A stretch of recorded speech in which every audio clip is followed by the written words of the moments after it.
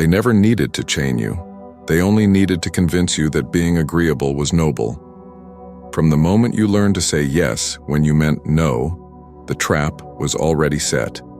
It started subtly: applause for being polite, praise for sharing what you didn't want to give, and smiles when you sacrificed your comfort for someone else's convenience. They told you that kindness is strength, that honesty is always the best policy, and that giving people the benefit of the doubt is the mark of a good soul. But Machiavelli would laugh at such innocence. He knew the truth that society hides with comforting lies. If you do not understand the game of manipulation, you are not the player. You are the prey. Manipulation doesn't come with red flags. It comes disguised as flattery, generosity, romance, duty, or guilt. It doesn't storm your defenses. It seduces them into lowering themselves. The first lie you ever believed was that being good would protect you, that if your heart was pure, no one would try to exploit it. But predators don't hunt based on morality. They hunt based on weakness. And weakness wears many masks: people-pleasing, indecision, fear of conflict, and the inability to say no. The manipulators see these signs the way wolves smell blood. And if you don't see it too, you will serve their goals while thinking it was your choice. To never be manipulated again, you must first destroy the illusion that others think like you. They don't. While you're wondering how to be fair, they're wondering how to win. While you're worried about their feelings, they're calculating your limits. They will test you. They will smile while pushing your boundaries. And they will take inch by inch until your silence becomes their weapon. This is how empires fall and lovers get destroyed. Through the erosion of will disguised as compassion. Machiavelli didn't write The Prince for the kind-hearted. He wrote it to expose the reality of power. If you do not learn how people control, deceive, and exploit, you will spend your life as a pawn in someone else's game. So remember this: your first mistake was thinking everyone plays fair. Your last mistake will be continuing to believe it. Guilt is the favorite tool of the manipulator because it doesn't require force. It only requires your conscience. They don't need to threaten you when they can simply remind you of your responsibilities, your past mistakes, or your so-called obligations. Manipulators understand one simple thing: good people are easy to control. Why? Because you care. You want to do the right thing. You want to be seen as generous, forgiving, kind, and that makes you a target. Guilt is not about truth. It's about leverage. They'll say, "After everything I've done for you," or "I thought you were better than this." And in that moment, you'll freeze, second-guessing your boundaries, unsure whether your no is justified. But Machiavelli would tell you this: guilt is a mirror turned against you, used to blind you from the real issue, their entitlement. When someone weaponizes guilt, they are not asking for understanding. They are demanding submission. It is not a dialogue. It is psychological warfare. And the moment you allow their disappointment to shape your choices, you hand them the script to your life. A Machiavellian mind doesn't react to guilt. It studies it. It asks, who benefits from this emotion? What do they gain by making me feel small? If the answer isn't mutual growth, then you're being played. Guilt should lead to self-awareness, not self-erasure. The manipulator's strategy is simple. They make you doubt your right to have needs. And once you believe that lie, they can extract anything from you: time, energy, forgiveness, silence. To never be manipulated again, you must develop what Machiavelli admired in great rulers: detachment. Not coldness, but clarity. You must learn to separate the emotion from the tactic. When guilt arises, pause. Ask yourself, did I truly do wrong, or do they just dislike my boundaries? That distinction is the difference between freedom and control. Remember this: if someone truly respected you, they wouldn't need guilt to persuade you, they'd use truth. But manipulators use guilt because it bypasses your logic and infects your identity. They don't want a partner, they want a puppet. And every time you betray your own needs to keep the peace, the strings tighten. Don't let them. Cut them. Not all enemies scowl. Some smile wider than your friends. Manipulators are not clumsy. They are charming, attentive, and often seem too good to be true. That's the point. They study you, listen to you, mirror your values, and slowly become what you want to see. But underneath the performance lies a plan. Machiavelli warned us. Everyone sees what you appear to be. Few experience what you really are. This is the core principle of the manipulator's craft. Appearances are not just deception, they are strategy. They know the world trusts confidence, warmth, and eloquence, so they weaponize those traits. But their kindness has a timer, their affection has a motive, and their generosity always comes with invisible strings. It begins innocently enough. They agree with your opinions, support your dreams, validate your emotions. You feel understood, maybe even seen for the first time. But this is not empathy, it's reconnaissance. They are learning your emotional blueprint. What makes you feel special? What triggers your fear of abandonment? What kind of praise makes you lower your guard? And once they have the data, the game begins. The compliments become currency. The loyalty becomes conditional. The approval becomes addictive. And before you realize it, you're no longer acting from free will. You're performing for their validation. Machiavellian minds understand this. If you control what someone fears and what they crave, you control their behavior. Manipulators don't push, they pull. They get you to walk willingly into your own submission. And when you start noticing the manipulation, they'll gaslight you. You're too sensitive, they'll say, or I was just joking. This isn't confusion, it's strategy. They want you to question your instincts because self-doubt is the gatekeeper to control. To never be manipulated again, you must learn to trust your discomfort more than their charm. You must stop giving people the benefit of the doubt when they've already shown patterns of control. Machiavelli didn't believe in blind trust, he believed in calculated observation. You must watch what people do when you say no. That is when their mask slips. A true friend respects your boundaries. A manipulator punishes you for them. And if you're still waiting for the knife to be visible, you've already been cut. Obligation is not loyalty. It's often a leash. The manipulator's greatest illusion is that you owe them something, not because you agreed to it, not because you promised it, but because they decided it. They did something for you once, and now the debt never ends. They stayed by your side during a hard time, so now you're expected to stay silent during their abuse. They supported you in public, so now they demand obedience in private. This isn't love, it's accounting, and the balance sheet is always in their favor. Machiavelli would say that favors are not gifts, they're investments. Smart manipulators never act out of generosity, they act out of calculation. They give so they can take later, and when the time comes, they collect. After all I've done for you, they'll say.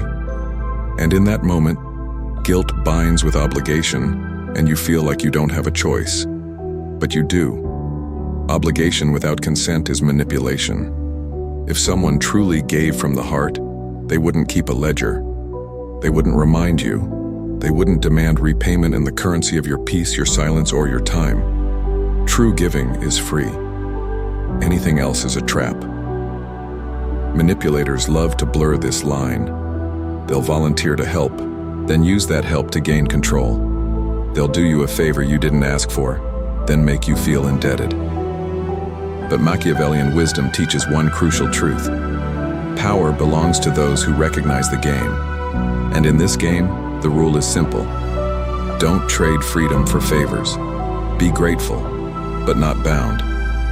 Appreciate kindness, but don't become a servant to it. The moment you feel like you owe someone your boundaries, your energy, your loyalty, even when it hurts you, that's when you're no longer free.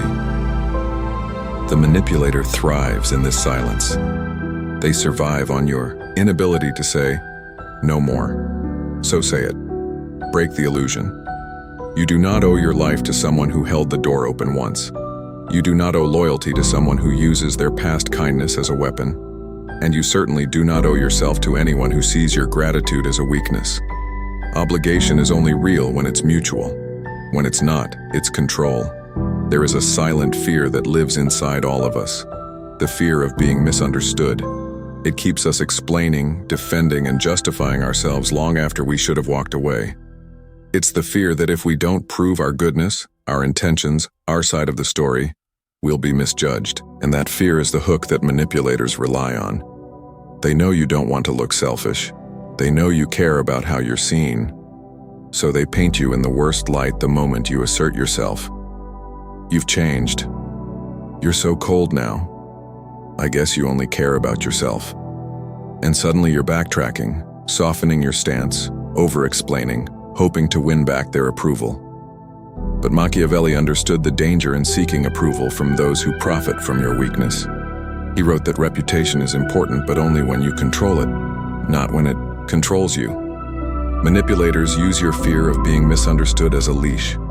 They know you'd rather be uncomfortable than be seen as cruel. So they provoke that fear every time you say no, every time you choose yourself, every time you resist their demands. And here's the trap. The more you try to explain, the deeper you sink, because you are now playing their game, trying to win back favor that was never freely given. You cannot manipulate someone who is willing to be misunderstood. That is your power. To look someone in the eye and say, "You don't have to agree, and I don't have to explain." That is the death blow to their control. The manipulator relies on your need to be liked, to be seen as the good one. But good people are not defined by how manipulators feel about them. They are defined by their truth. Machiavellian thinking means understanding that not every battle is worth fighting, especially the ones built on false accusations. You do not need to justify your boundaries. You do not need to prove your innocence to someone who has already made up their mind. You only need one thing: the courage to be seen as the villain in someone else's story while remaining the hero in your own. Guilt is a powerful emotion, and manipulators know how to twist it into a weapon so sharp you won't even realize you're bleeding. They don't control you with force. They control you by making you feel responsible for their pain. When they suffer, it's your fault. When they fail, it's because you didn't help enough. When they're angry, it's because you were inconsiderate. Slowly, without even noticing, you become the caretaker of someone else's emotions. And in the process, you abandon your own. Machiavelli would say that the most subtle tyrants don't sit on thrones. They sit in your heart, disguised as victims. They cry about how you've hurt them, without ever acknowledging how much they've hurt you.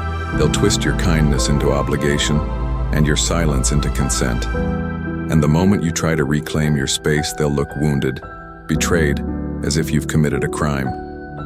That's not guilt. That's manipulation dressed as morality.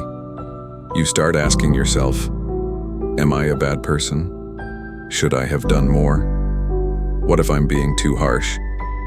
And just like that, they win, because guilt distracts you from reality. It turns your clarity into confusion and your boundaries into burdens. But here's the Machiavellian truth. Guilt is only valid when it comes from your own conscience, not someone else's control. The manipulator's guilt is not about your behavior. It's about their power. If they can keep you feeling bad, they can keep you compliant.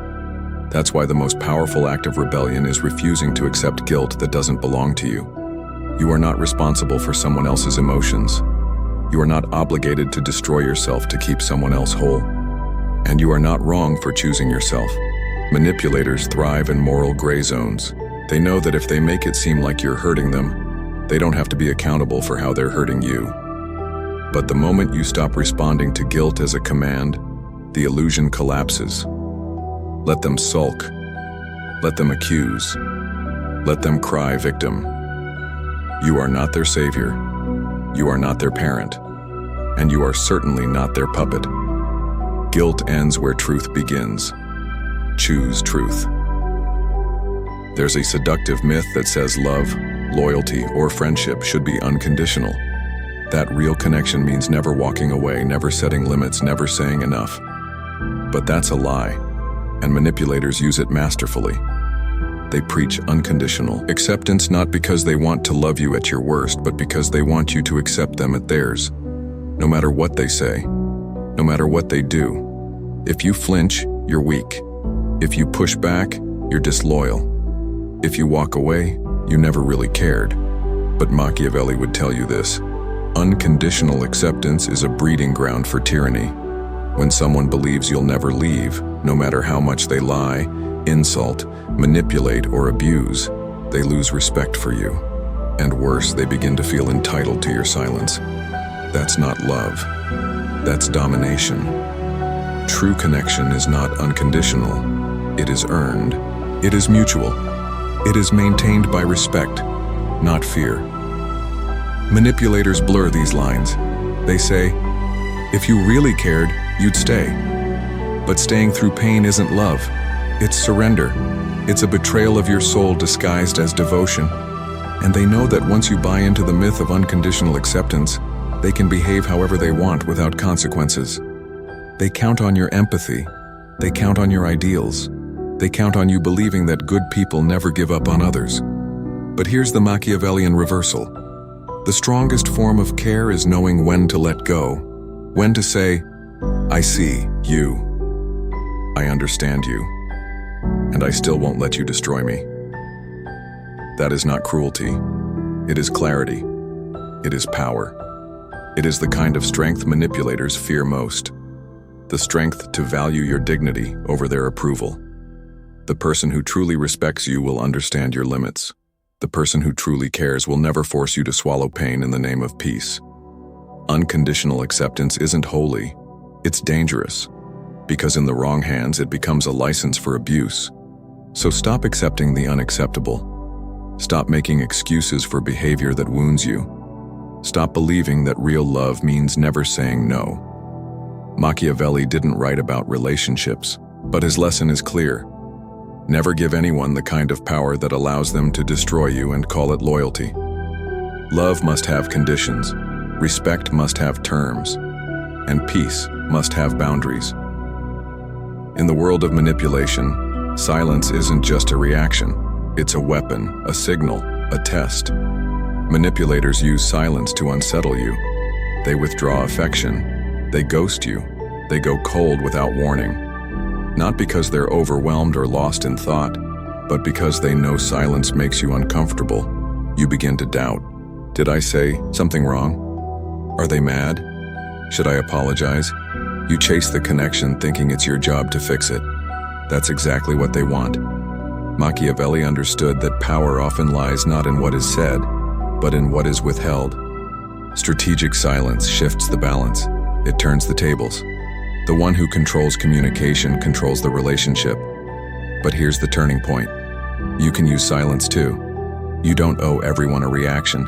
You don't have to explain your every boundary, your every feeling, your every decision. Silence can be strength when it's intentional. When someone crosses the line, your silence is a message. I'm not available for games.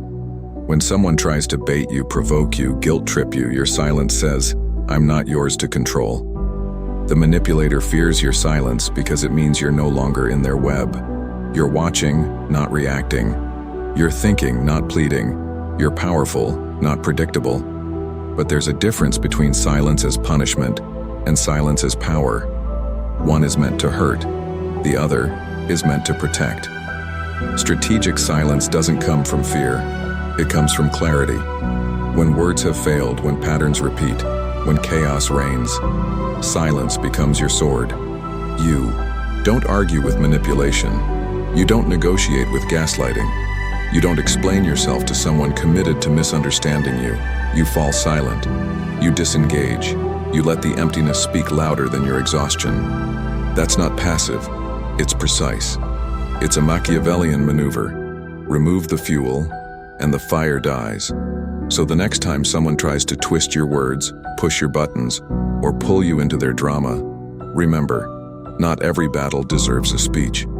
Sometimes the most powerful move is to say nothing and walk away. Silence, when used with intention, is not surrender. It's strategy. And in the end, those who cannot control your voice will tremble at your quiet. The greatest mistake people make with manipulators is assuming they're all-powerful. They're not. Beneath the surface of their confidence, charm, and control is usually a deep insecurity they will do anything to hide. And that's where their power collapses, because once you understand what they fear, you hold the leverage. Machiavelli believed that to defeat an enemy, you must understand them better than they understand themselves. The manipulator might appear strong, but watch closely. Do they crumble when ignored?